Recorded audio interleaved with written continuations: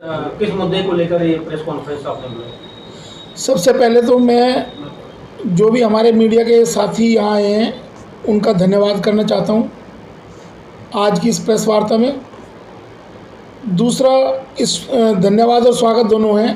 धन्यवाद इसलिए कि आप लोगों ने लगातार 35 दिन हमारे साथ एक छाया की तरह काम किया और दिल्ली के साथ साथ पूरे देश में, देश के साथ साथ विदेशों में भी आपकी अपनी पार्टी पीपल्स की मुहिम, जो कि भारतवाद की तरफ बढ़ता हुआ कदम है, इस देश में कास्ट एबोलिशन एक्ट के बारे में जो आपने जनता के बीच में हम लोगों को पहुंचाया, उसके लिए मैं धन्यवाद कर रहा था। आज की मीटिंग के लिए आपका स्वागत है।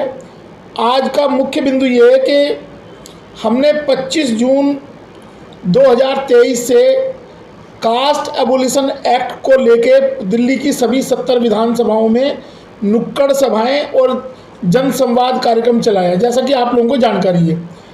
इस कार्यक्रम के दौरान दिल्ली में कुछ 2-3 घटनाएं भी हुई, जैसे सबसे ज़्यादा तो फ्लड अफेक्टेड रही दिल्ली हम लोगों का कार्य, लेकिन पार्टी ने सुचारू रूप से कार्यक्रम दिल्ली में चलाया।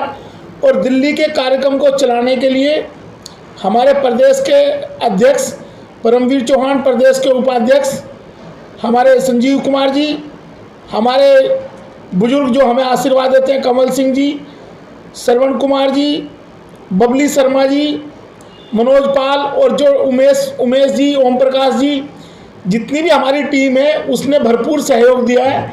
और जहाँ जहाँ जरूरत पड़ी पार्टी के साथ कंधे से कंधा मिला के ये सब लोग खड़े रहे हैं और अपना तन मन धन के साथ साथ अपना समय, कीमती समय भी इन्होंने दिया है। इस कार्यक्रम के दौरान हमारे राष्ट्रीय उपाध्यक्ष भानु प्रताप राजभर जी लगातार कार्यक्रम को मॉनिटर करते रहे, और मॉनिटर करने के साथ साथ भानु प्रताप जी ने जनता के संवाद में कुछ सवालों का ऑब्जर्वेशन भी किया कि हम किस तरीके से लोग हमें चाहते हैं। हमारे कार्यक्रम में जो सर्वे हुआ, इस कार्यक्रम को हमने 3 स्तर पे चलाया था।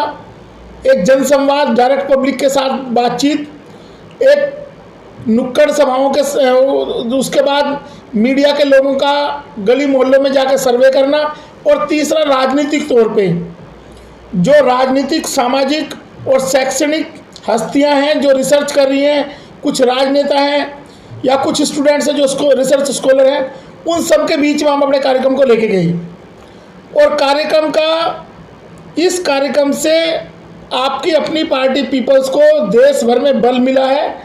एक नई एनर्जी के साथ आपकी अपनी पार्टी देश की जनता के सामने उतर रही है।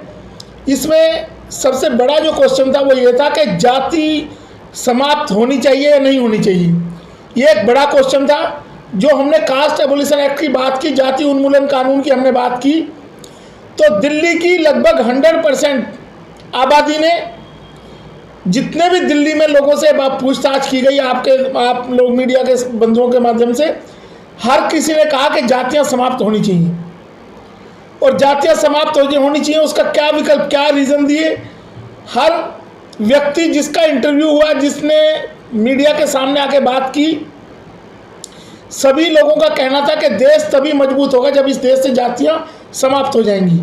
तो जो पार्टी की विचारधारा है कास्ट एबोलिशन एक्ट को लेके, जाति उन्मूलन कानून को लेके, उस पर दिल्ली की 70 की 70 विधानसभाओं की जनता ने मोहर लगाई है। और इसके साथ साथ जो हमारे साथी हैं, जैसे मौर्य जी हैं, खन्ना जी हैं, गौतम जी हैं, तोमर साहब हैं, आप सब लोगों ने बहुत मेहनत के साथ हमारे इस कार्यक्रम को आगे बढ़ाया। और दिल्ली में लगभग 1 लाख से ज़्यादा लोगों ने इस कार्यक्रम को देखा है।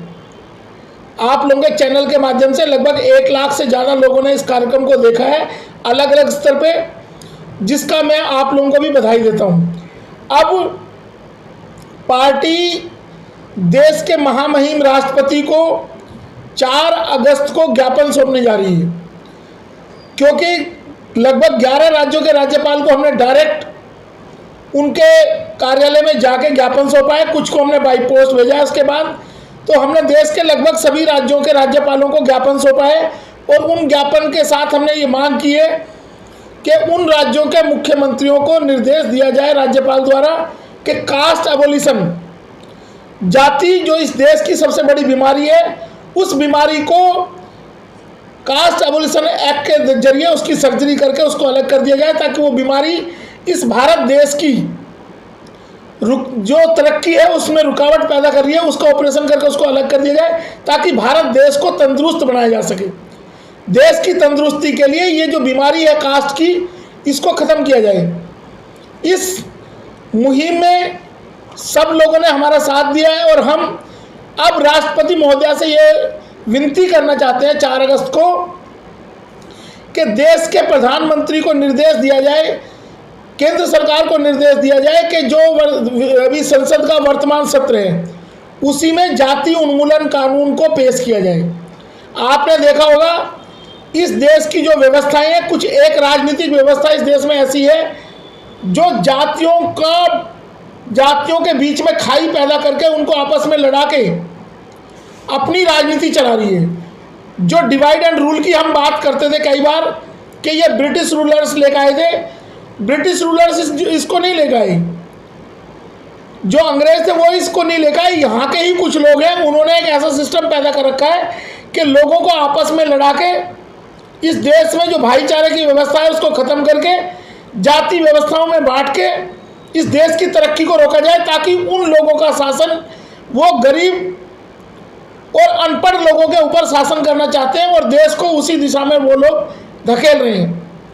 तो कास्ट एबोलिशन इन सारी बीमारियों का हल है। आपकी अपनी पार्टी पीपल्स इसके लिए संघर्षरत है और हम जब तक ये कानून नहीं बन जाता है तब तक किसी भी सरकार को हम चैन से नहीं सोने देंगे। हम हर स्तर पे जाति उन्मूलन कानून लाने की मांग करेंगे और करते रहेंगे जब तक हमारी पार्टी या तो केंद्र सरकार इस कानून को बनाए, नहीं तो हमारी पार्टी इस कानून को जिस दिन सत्ता में आएगी उसी दिन इस कानून को हम बनाएंगे। और हजारों लोगों ने हमारी बात का समर्थन किया है। तो हम एक मोटा आइडिया अगर हम लगाएं तो हर विधानसभा से लगभग 1000 लोगों ने हमारे साथ जुड़ने की इच्छा जाहिर की है, तो 70,000 लोग हमारे साथ जुड़े हैं और उनका सबका हमारे पास डाटा है। जैसा कि आप लोगों ने भी देखा कि हर आदमी लालायित था कि कास्ट एबोलिशन एक्ट के उसके लिए हम लोग जुड़े हैं, जुड़ना चाहते हैं लोग। इस मुहिम से सबसे बड़ी एक बात सामने निकल के आई कि इस देश का जो भी गरीब आदमी है, जो अमन चैन पसंद आदमी है, वो चाहता है कि जातियां खत्म कर दी हैं और जातियों को समाप्त करके इस देश में भारतवाद और सब लोग एक नई चीज़ जो थी वो ये थी कि हर आदमी जो कमेरा वर्ग है, जो कामकाजी आदमी है, वो इस देश की तरक्की में विश्वास रखता है, इस देश को आगे बढ़ाने में विश्वास रखता है। इसलिए वो ये कहता है, हर आदमी ने ये कहा कि हम देश की तरक्की के लिए जातियां समाप्त करना चाहते हैं और ताकि हर सब में भाईचारा हो और सब लोग देश के लिए काम कर सकें। ये सबसे बड़ी सफलता थी इस कार्यक्रम की। 4 अगस्त को जंतर मंतर में कितने बजे धरना का और कितनी देर का चलेगा ये, और उसके बाद क्या? देखिए 4 अगस्त को जो हमारा धरना है, 4 अगस्त को हम सुबह 10 बजे से हमारा धरना स्टार्ट हो जाएगा और 10 बजे से जो हमारे पार्टी के कार्यकर्ता हैं, जिन लोगों ने पार्टी के कार्यक्रम में सहयोग किया है और जो लोग वॉलेंटरली कार्यक्रम में शामिल होना चाहते हैं, हम उन सब के विचार वहाँ पे व्यक्त करवाएंगे और उसके बाद महामहिम राष्ट्रपति महोदया के सामने कार्यक्रम को लेके जाएंगे ज्ञापन को। कितने लोग जुड़ने की लगभग संभावना है इस कार्यक्रम में जुड़ने की बात है? पूरे दिन देखिए, हम तो पूरी दिल्ली में, मैंने बताया 70,000 लोग हमारे साथ जुड़ चुके हैं इस कार्यक्रम के माध्यम से और उन सबके टेलीफोन नंबर, उनका ईमेल, व्हाट्सएप ग्रुप, वो सब लोग हमारे साथ लगातार संपर्क में हैं। बाकी कार्यक्रम में कितने आएंगे ये संख्या हम आप लोगों को उसी दिन देखने को मिलेगी जब आप कार्यक्रम में आएंगे। हमने अपनी पूरी तैयारी की हुई है और इसके लिए सबसे बड़ी बात मैं एक और बोलना चाहूँगा कि दिल्ली पुलिस प्रशासन का हम बहुत आभारी हैं, उनका धन्यवाद करना चाहते हैं कि उन्होंने हमारे सारे कार्यक्रमों की डिटेल्स अपडेट की, सुरक्षा व्यवस्था प्रदान की और कोई किसी तरह की अप्रिय घटना नहीं होने दी। इसलिए हम दिल्ली पुलिस के अधिकारियों का भी धन्यवाद करते हैं कि हमारे 70 की 70 विधानसभाओं में सारे कार्यक्रम सुचारू रूप से चले। चौहान जी, जिस तरह आपने एक सर्वे करवाया और मीडिया ने भी सर्वे किया, आपके पार्टी के कार्यकर्ताओं या अधिकारियों उन्होंने भी किया। क्या लग रहा है जातिवाद खत्म होने पे रोजगार या अन्य चीजों पे भी फर्क पड़ेगा? देखिए, कास्ट एबोलिशन जिस दिन आएगा उस दिन इस देश के संसाधनों का बराबरी पे बंटवारे की बात आएगी। कुछ लोग इस देश में एक र्यूमर फैलाते हैं कि आर्थिक आधार पे चीज़ें होनी चाहिए, तो हम पूरा 100% आर्थिक आधार पे लेके जाना चाहते हैं। जातियों का जो ये डिवीज़न है और जन्म के आधार पे किसी का कर्म तय कर दिया गया है, उस व्यवस्था को समाप्त करने के लिए ही कास्ट एबोलिशन एक्ट की बात की गई है, ताकि जन्म आधारित व्यवसाय ना हो। कर्म जो काम करने की बात है, आप लोग काम की बात करते हैं कि काम के अकॉर्डिंग होना चाहिए, तो आज जो पढ़ाई की काम कर रहा है उसके अकॉर्डिंग उसका काम होना चाहिए। आप नई व्यवस्था दो और जो इस देश का मजदूर जो देश को निर्माण में बड़ी भूमिका निभा रहे हैं उसका भी उतना ही सहयोग होना चाहिए जितना लोग टॉप पे बैठे हुए हैं। जिस तरह आप कास्ट खत्म की बात कर रहे हैं तो लग रहा कि आरक्षण भी खत्म हो जाएगा फिर तो? कास्ट खत्म होगी और रिजर्वेशन, अगर गरीब लोगों को सत्ता मिलेगी तो सत्ता में जो नई पॉलिसी है, नई पॉलिसियों का निर्माण होगा, उनके वेलफेयर के लिए काम होगा। रिजर्वेशन भी एक रिप्रेजेंटेशन है। जिन लोगों ने कुछ चंद मुट्ठी भर लोगों ने सारे सिस्टम को हाईजैक कर लिया है। अगर रिजर्वेशन का फ़ायदा मिलता तो आज 75 साल की आज़ादी के बाद भी बैकलॉग की स्थिति पैदा नहीं होती कि उनके पदों को अभी तक भरा ही नहीं गया है। और ये रिजर्वेशन, आप दूसरी तरह इस बात को मैं बताता हूँ कि देश की बड़ी आबादी 6,740 जातियाँ 6,740 जातियाँ 49.5% सीटों के लिए संघर्ष करती हैं। उसमें हमारा डाटा है, हमारा जो विजन डॉक्यूमेंट है उसमें हमने दिया है।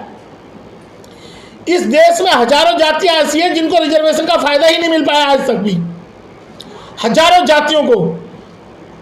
तो जो रिजर्वेशन की बात आप कर रहे हैं, तो रिजर्वेशन का फायदा 100% लोगों को मिले, ऐसी व्यवस्था के लिए ही हम कास्ट एबोलिशन एक्ट लाने की बात कर रहे हैं, ताकि सभी को बराबरी का। और दूसरी तरफ 3 जातियां ऐसी हैं, 3 वर्ग ऐसे हैं जो 50.5% देश की सीटों पे कब्जा करके बैठे हुए हैं।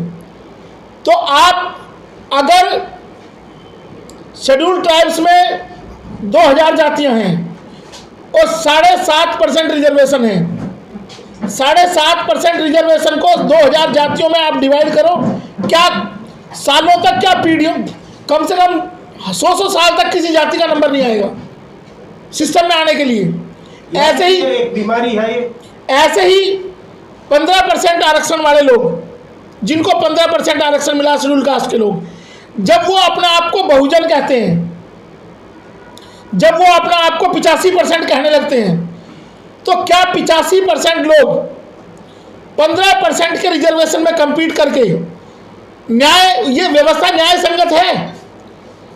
बात थी उनको रिप्रेजेंटेशन देने की हर किसी को, तो रिप्रेजेंटेशन हुआ कहाँ? 85% लोग 15% के लिए फाइट कर रहे हैं। आपने तो अपने आप को ही एलिमिनेट कर दिया, सिस्टम से बाहर कर दिया है। तो ऐसी व्यवस्था खत्म होगी। इसके लिए हमने नई व्यवस्था का प्लानिंग कर रखी है। जब सरकार हमारे से पूछेगी कि कास्ट एबोलिशन एक्ट में आप क्या चाहते हैं, कैसे वेलफेयर करेंगे, रिजर्वेशन का अल्टरनेट क्या है, वो हमने सारा प्लान किया हुआ। हम सरकार के सामने मसौदा रखेंगे कि ये हमारा मसौदा है और इसके अकॉर्डिंग होना चाहिए। 2024 में क्या यही मुद्दा रहेगा आपका? हमारा मुद्दा जब तक कास्ट एबोलिशन एक्ट नहीं आया था, 2024 नहीं, जो लोग ये कहते थे कि 100 साल में हम इस धर्म का राष्ट्र बना देंगे, आज 90 साल के बाद वो आवाज़ उठा रहे हैं। हम अगर 100 साल तक भी ये लड़ाई होगी या 200 साल तक भी लड़ाई होगी, तो ये कार्यक्रम चलता रहेगा कास्ट एबोलिशन का। ये हजारों साल की व्यवस्था है, इसको तोड़ने के लिए आज हम काम कर रहे हैं। आने वाली जनरेशन को भी हम तैयार करके जाएंगे कि अगर हमारे लाइफ टाइम में ये गोल अचीव नहीं हुआ तो कुछ और लोग आएंगे, वो आके संघर्ष करेंगे।